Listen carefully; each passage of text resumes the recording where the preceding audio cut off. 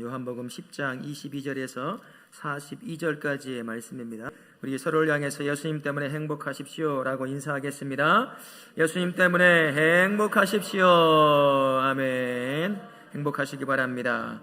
세상에는요, 평범한 일상 이면에 뭐가 있다고 여기는 사람들이 있어요. 그냥 평범한 일상을 그대로 받아들이지 않는 사람, 참 독특한 그런 사람들이 가끔씩 등장을 하게 됩니다. 그런 사람들을 조금 전문용어로 말하면 음모론자라고 얘기를 해요. 여러분 이거 들어보셨어요? 지구 평평설. 지금 뜨고 있는 설이에요. 지구 평평설이 뭘까요? 지구가 평평하다고 믿는 사람들이에요. 21세기를 살아가고 있는 현재 실제로 이런 사람이 미국에 많아요. 그래서 이런 사람들을 뭐라고 부르냐면 지구 평평론자라고 불러요. 지구가 평평하대요. 자기는 증명할 수 있다는 거예요. 그래서 영상을 만들어 퍼뜨려서 사람을 모으고 또 큰 집회를 합니다. 그래서 왜 평평한지를 서로 주고받으면서 더 확신 가운데 놓이는 거예요. 그러면서 하는 말이 과학자들과 이 정부와 여러 것이 이 지구가 평평하다는 것을 속이고 있다는 거예요. 다양한 면을 통해서 속이고 있다. 속지 말아야 된다. 정부가 잘못됐다. 막 이렇게 얘기하는 사람들입니다. 음모론자리들이죠. 평상시에 볼 수 있는 일상적인 일의 내면 밑에는 그것과는 다른 또 다른 것이 있을 수 있다. 막 이렇게 의심하는 사람들을 보통 음모론자라고 얘기하는 거죠. 겉으로 보이는 것을 그대로 믿지 않아요. 받아들이지 않죠. 그래서 의혹을 갖고 그것을 다시 이렇게 바라보기도 하고 저렇게 바라보기도 합니다. 근데 오늘 우리가 읽었던 말씀에 이 비슷한 류의 사람들이 등장하는 것을 볼 수 있어요. 누굽니까? 유대 사람들입니다. 예수님께서 3년 가까이 지금 복음을 전하고 있죠. 말씀을 전하고 기적들을 가르쳐 왔습니다. 다 보여주셨어요. 근데 유대 사람들이 예수님에 대해서 의혹을 가지고 있다라고 오늘 성경이 말씀을 하고 있습니다. 예수님이 누구인지 분명히 보여주는 증거가 차고 넘치는데 때로는 그들이 직접 경험도 하고 때로는 그것을 먹어보기도 하고 보기도 하고 들어보기도 하고 했던 수많은 증거들이 차고 넘치는데도 불구하고 예수님이 누군지 잘 모르겠다라고 하는 의혹을 가지고 있다는 거죠. 얼마 전까지만 해도 무슨 일이 발생했습니까? 성전 근처에서 날 때부터 맹인된 자가 있었어요.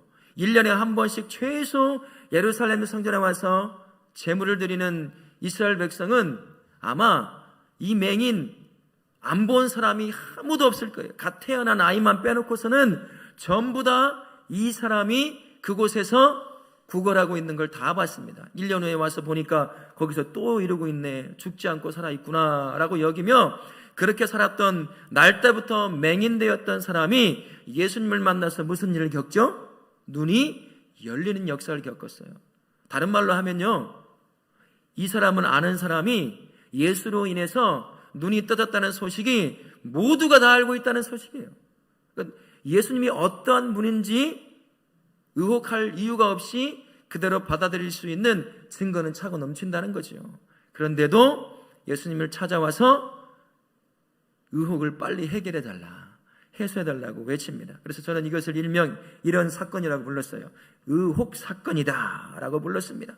어떻게 진행이 됩니까? 예수께서 겨울 12월 초쯤 된 때였습니다. 그때가 이스라엘 백성의 수던절이라고 하는 절기를 지금 8일 정도 즐기고 있는 시간입니다. 성전 정화를 기념하는 날이었거든요. 그날 예수께서 성전의 동편에 있는 솔로몬 행각이라고 하는 곳이 있어요. 돌기둥으로 양쪽으로 세워져 위에 지붕이 있는 긴 회랑과 같은 길입니다. 그곳에서 거닐다가 유대 사람들에게 말씀을 가르쳤는지는 모르겠어요. 그러나 갑자기 유대 사람들이 예수님에게 몰려와요. 그리고 둘러쌉니다. 그러면서 한 가지를 요구해요. 뭘 요구하죠? 예수님, 의혹 좀 해결해 주시오. 지금 그 얘기를 하고 있는 거예요. 예수님에 대해서 유대 사람들이 참 불만이 많은 겁니다. 그 이유가 아주 간단해요. 3년 동안 말씀도 가르치고 누구도 따라올 수 없는 탁월한 말씀을 가르쳐줘. 그가 가는 곳마다 기적과 이적이 드러나는 거예요. 사람들은 예수를 보면서 뭘 했겠습니까? 기대를 하는 거예요.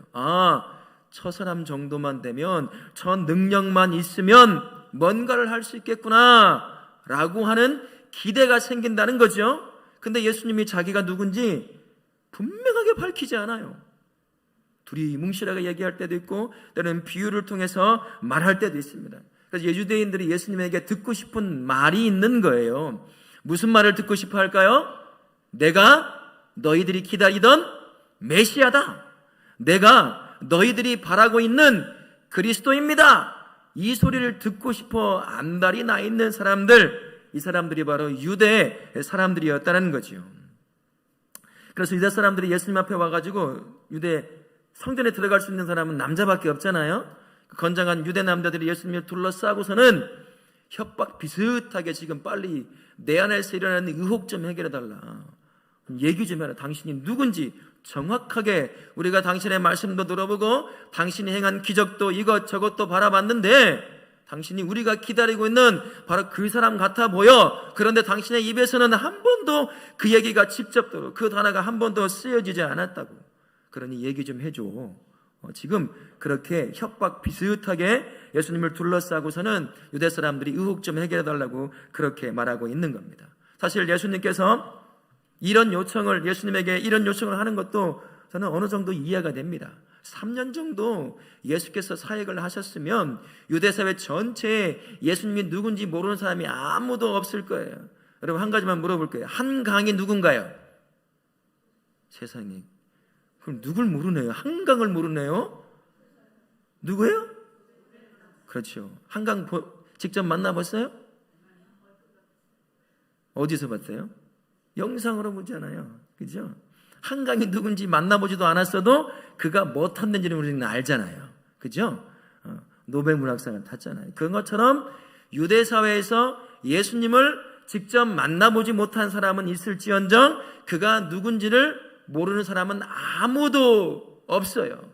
이런 상황이 유대사회에 큰 두 가지 줄기를 만들어내더라고요. 첫 번째는요, 유대사회를 이끌어가고 있는 정치, 종교 지도자들, 그들의 명성이 굉장히 흔들리고 있었습니다.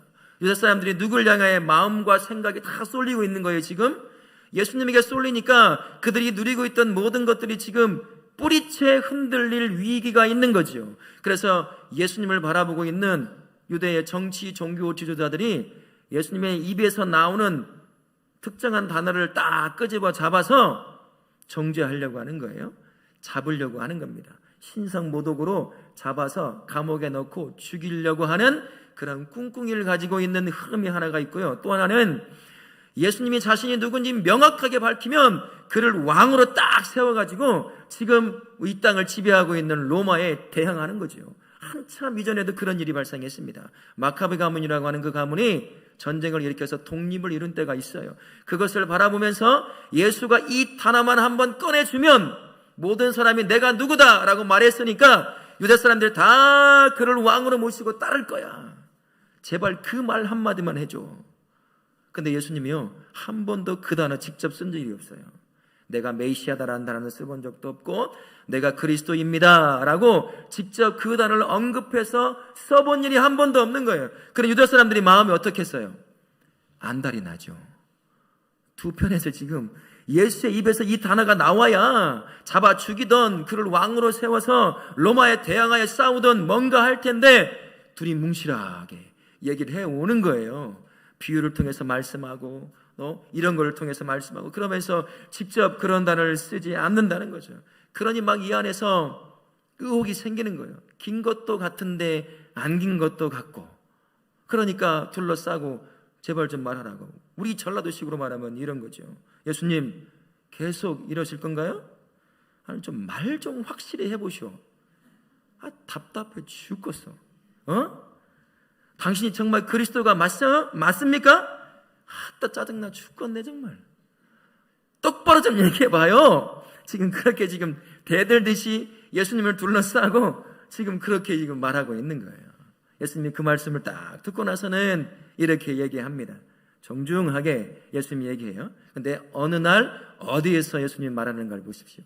수전절이라고 하는 그날에 성전의 동편에 있는 솔로몬 행각이라고 하는 그곳에서 자신을 둘러싸고 있는 유대 사람들에게 지금 말을 하고 있는 거예요.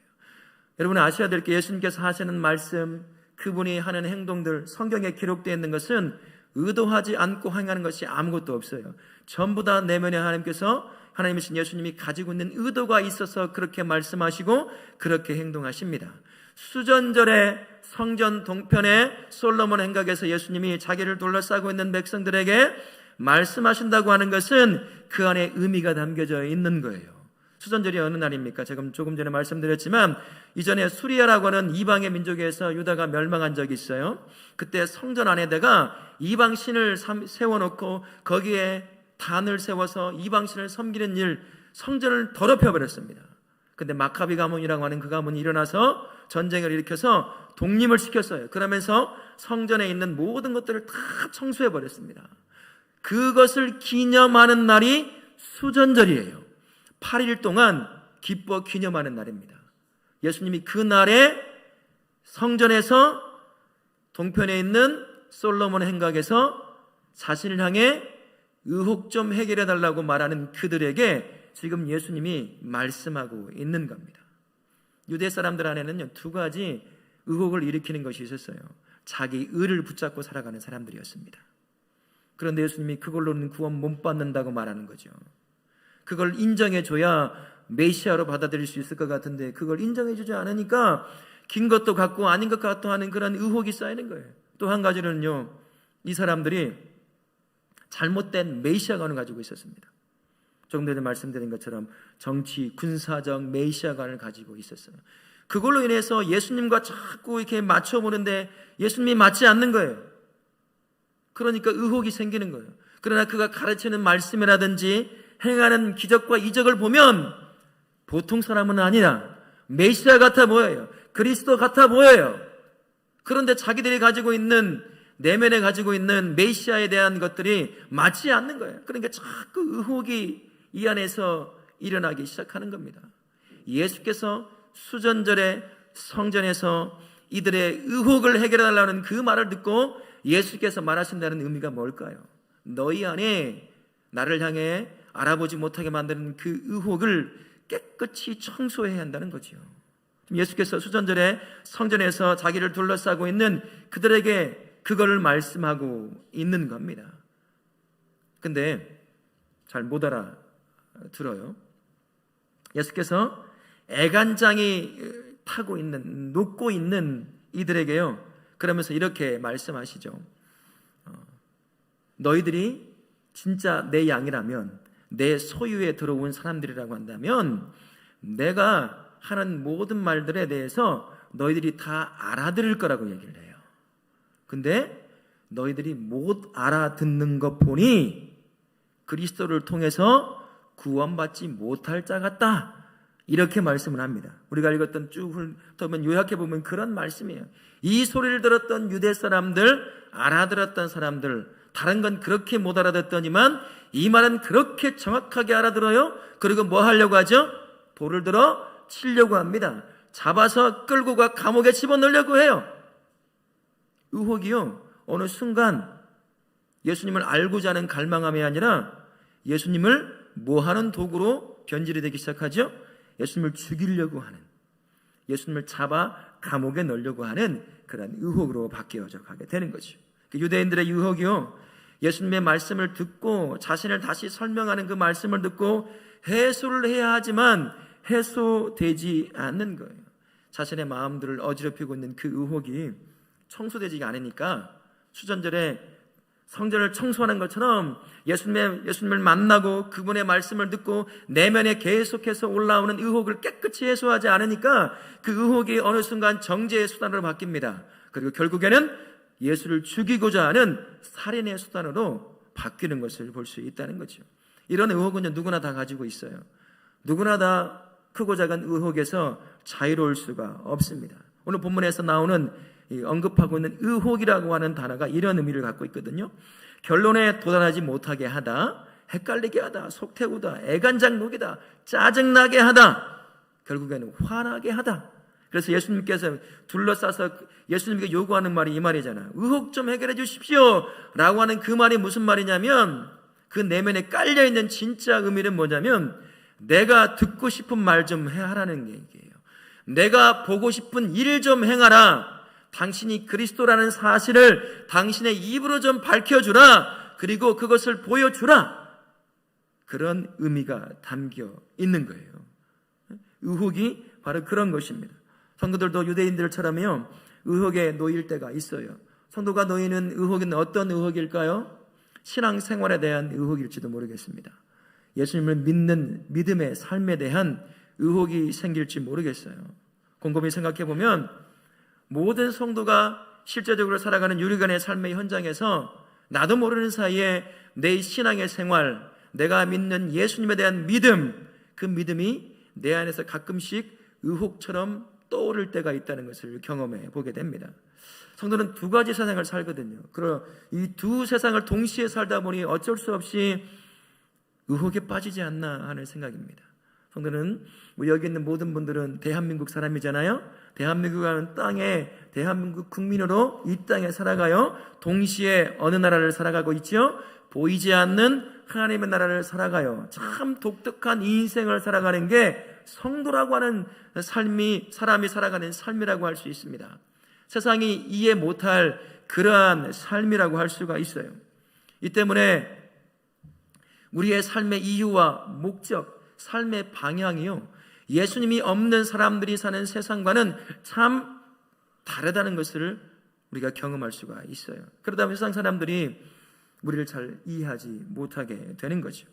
독특한 삶의 방향, 그리고 그에 대한 결과가 세상 사람들이, 예수님이 없는 사람들이 사는 삶과 때로는 어울리지 못하게 만들 때가 있어요. 결국에는 사람들이 왜 저렇게 살까? 왜 저렇게 바보같처럼 살아갈까? 라고 얘기한다는 거죠.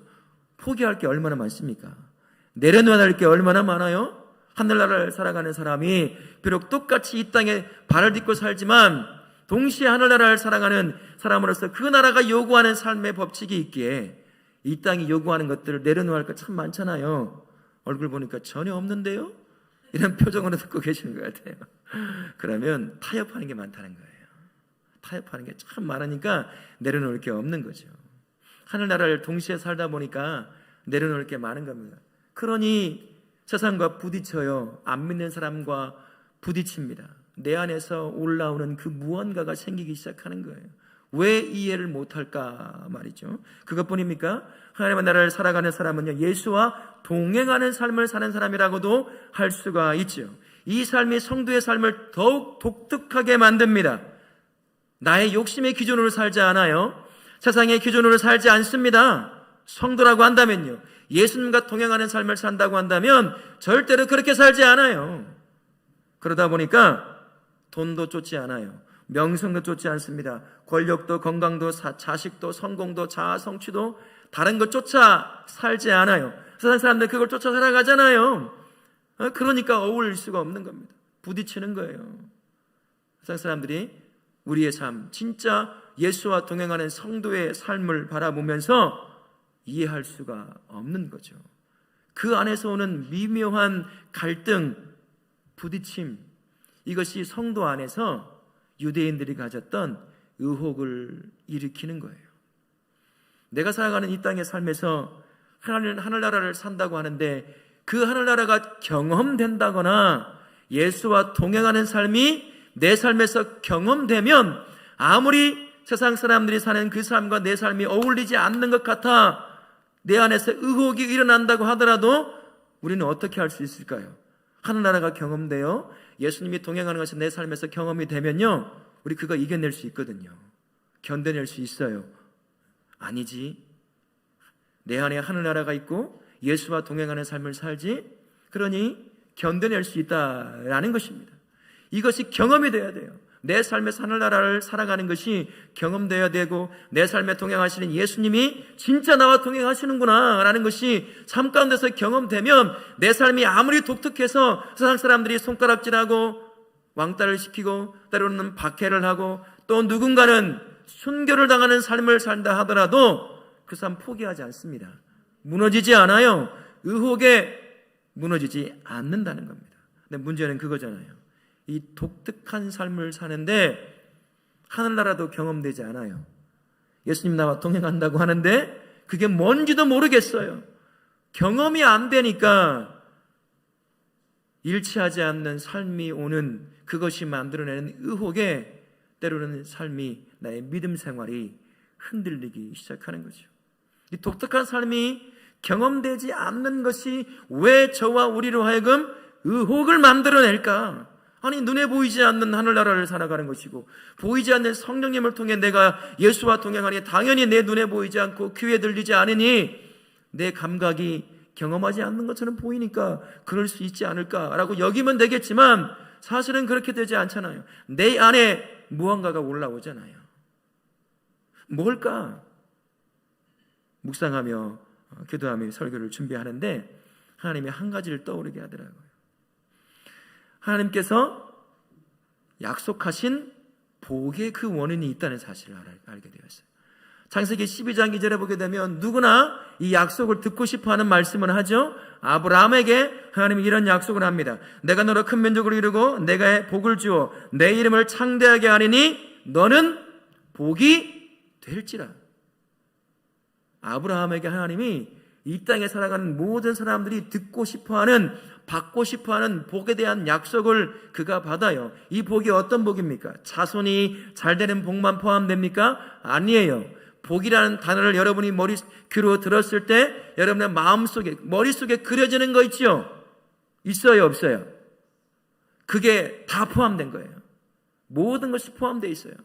아브라함의 삶을 쫓아가다 보면 하나님을 잘 믿으니까 그에게 복을 진짜 허락하시거든요. 돈이며 사람이며 환경이며 모든 것에 대해서. 아브라함이 허락한 복, 우리가 알고 있는 모든 복을 다 포함하는 겁니다. 거기에 대해서 하나님이 이렇게 약속하셔요.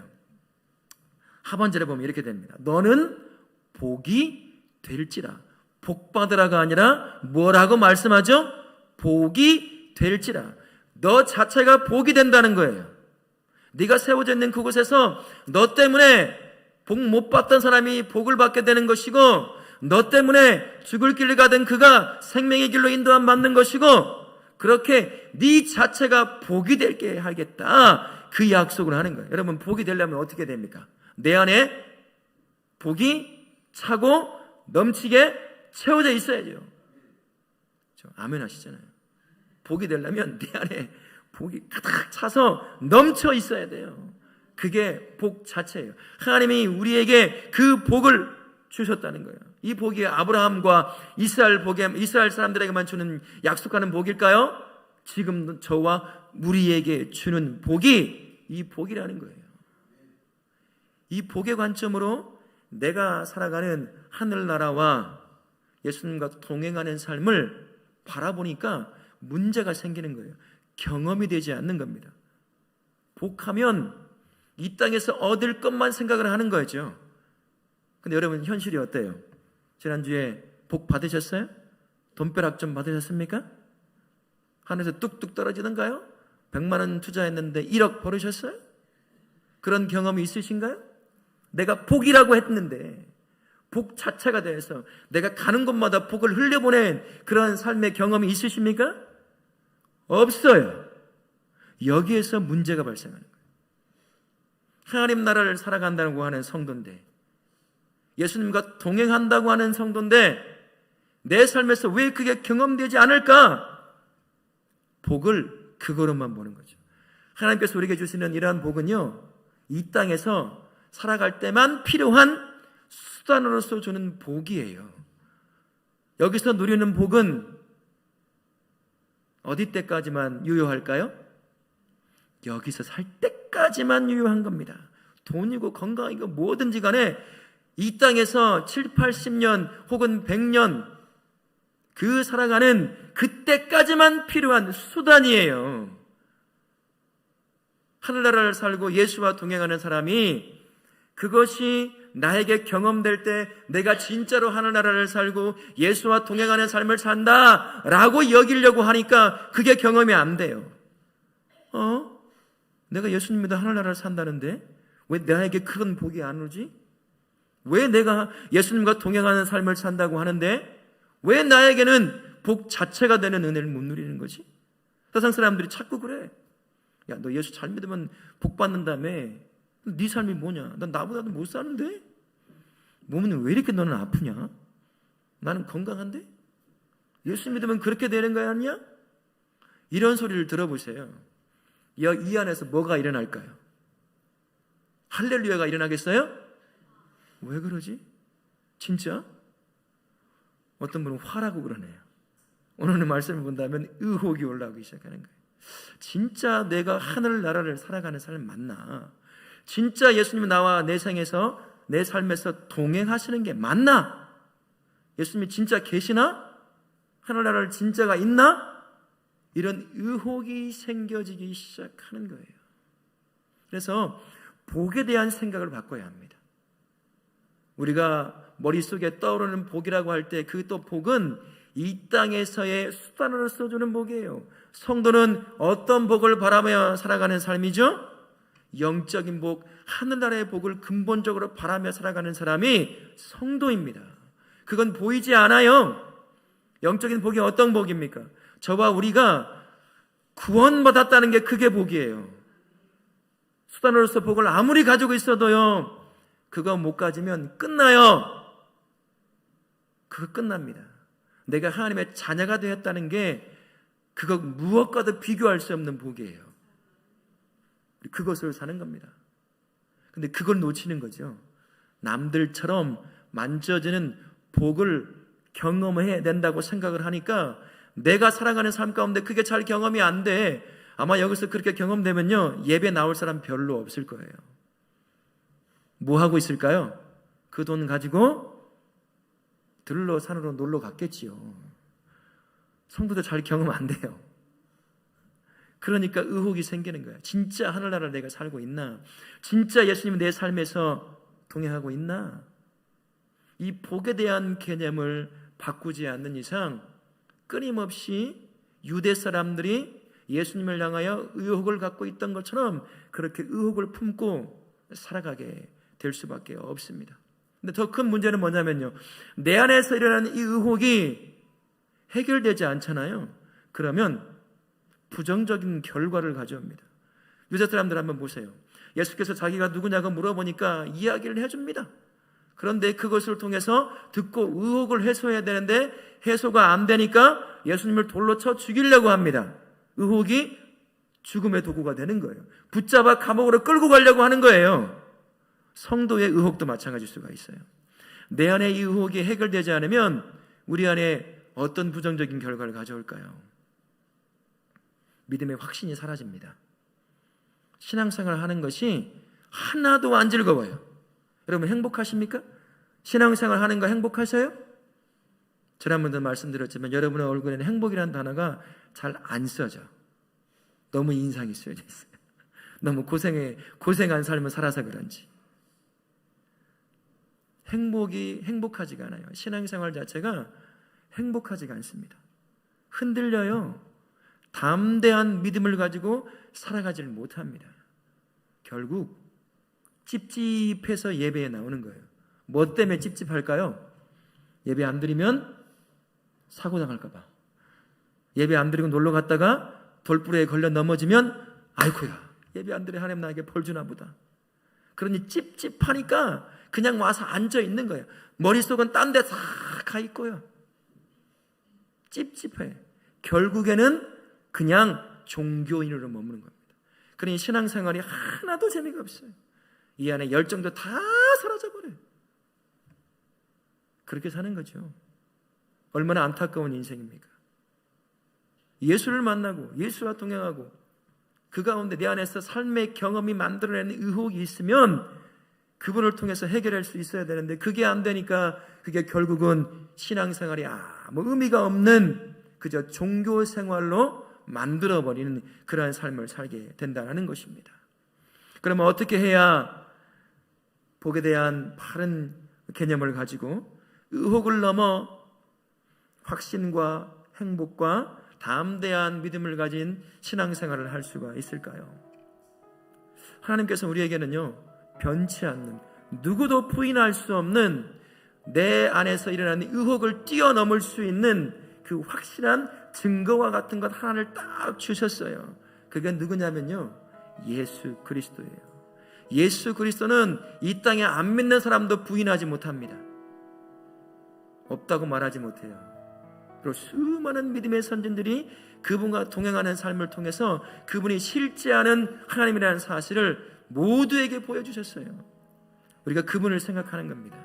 나를 위해 인간을 몸고 이 땅에 내려오셔서 내가 짊어져야 될 십자가를 지시고 날 대신에 죽으시고 결국엔 날 살리기 위해 부활하신 예수 그리스도, 그분을 다시 기억해내고 생각해내는 겁니다.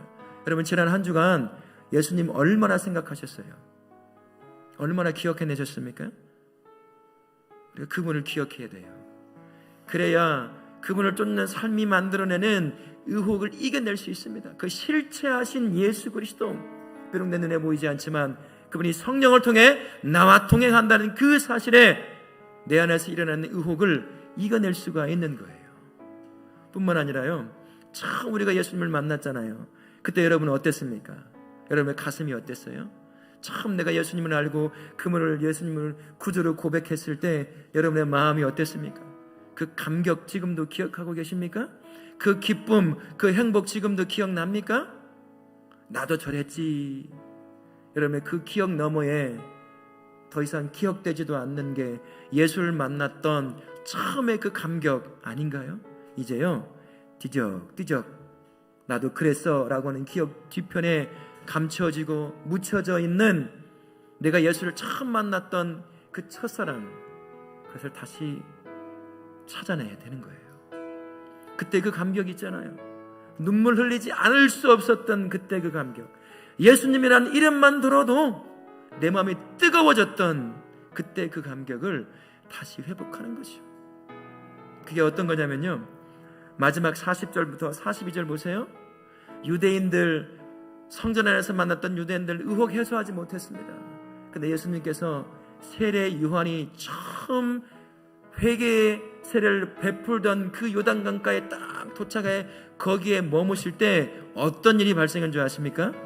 그때요, 많은 사람이 예수를 믿더라. 무슨 의미가 있겠습니까? 저와 우리에게 잊혀졌던 예수의 첫사랑을 회복하라는 거예요. 그것이 내 안에 계속 새록새록 경험되어질 때 비록 내 눈에 내 몸이 경험할 수 없는 이 땅의 복이라 하더라도 나는 여전히 하늘나라를 살아가고 있고 예수님이 내 삶에 동행하고 있다는 그 확신에서 의혹으로 인하여 무너지지 않게 되는 겁니다.